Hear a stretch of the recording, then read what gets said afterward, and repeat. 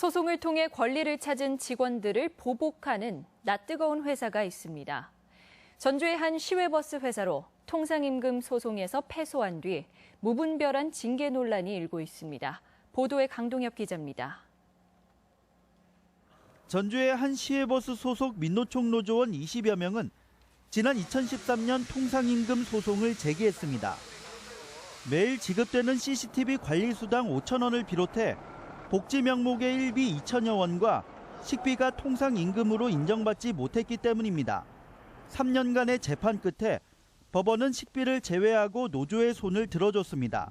시급이 재산정되면서 이들은 지난 2010년부터 3년분의 미지급 임금 8천여만 원을 되돌려받았습니다. 심리적으로 기사님들이 불편했었는데 이번 판결로 인해서 정말 환영하고 기쁩니다. 다음부터는 이러한 부당한 일이 없었으면 좋겠습니다. 노조가 사실상 승소하면서 버스업계 전반의 파장이 확산되고 있습니다. 당장 사측에 호의적이었던 기업노조가 통상임금 소송에 나섰습니다. 이에 대해 회사는 기업노조 위원장을 잦은 무단결근 등을 문제 삼아 해고 결의했습니다.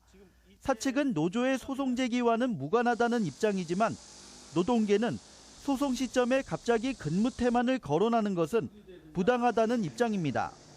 회사에서 노동자들의 정당한 권리를 지켜주기보다는 노동 탄압으로 일관하고 있는 모습에서 좀 유감스럽게 생각합니다. 통상임금 소송의 여파로 관련 법정 다툼이 잇따르면서 버스 회사와 노동계의 대립이 심해질 전망입니다. MBC 뉴스 강동엽입니다. 진안경찰서는 징계위원회를 열고 전주 시내 한 생필품 판매장에서 휴대전화로 여대생의 치마 속을 촬영하다 현장에서 적발된 48살 최모 경위를 파면했다고 밝혔습니다. 이로써 전북경찰에서는 올해 성범죄, 금품 요구 등 각종 비위로 6번의 징계위원회가 열려 4명의 경찰관이 파면되는 등 기강해이가 심각한 수준입니다.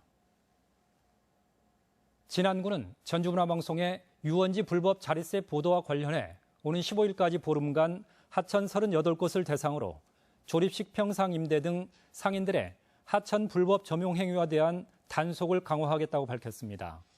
진안군 정천면 등에서는 상인들이 계곡에 조립식 평상 등을 설치하고 피서객들을 대상으로 자릿세를 받는 등 불법 행위가 잇따라 민원이 이어지고 있습니다. 오늘의 간추린 뉴스입니다. 연일 폭염이 이어지면서 도내 가축 피해가 80만 마리를 넘어섰습니다. 전라북도는 오늘까지 도내에서 닭과 오리, 돼지 등 가축 84만 2천여 마리가 폐사했다고 밝혔습니다. 이스타항공 창업주인 이상직 전 의원의 딸이 사회이사에 선임돼 논란입니다. 이스타항공은 지난 5월 이 전 의원의 딸 26살 이모 씨를 사회이사로 선임해 회사 경영을 감시할 사회이사에 가족이 선임된 데 대해 논란이 일고 있습니다. 익산시는 낭산면 지정 폐기물 불법 매립지 주변 주민 530여 명에 대한 건강검진을 실시합니다. 검진은 비소가 함유된 지정 폐기물이 성토제로 사용된 것으로 추정됨에 따라 인체 비소 축적 여부를 검사하게 됩니다. 2016 고창 갯벌 축제가 오는 5일부터 사흘간 심원면 만돌과 하전 갯벌 체험장에서 펼쳐집니다. 축제에서는 바지락 등 조개를 캐고 염전 체험과 맨손으로 풍천장어 잡기 행사가 진행됩니다. 간추린 뉴스였습니다. 김승환 교육감은 지방공무원 근무 성적 평정과 관련해 감사원으로부터 오늘 오후 출석해 답변할 것을 요구받았지만 고발한다면 수사에 응하겠다며 출석하지 않았습니다.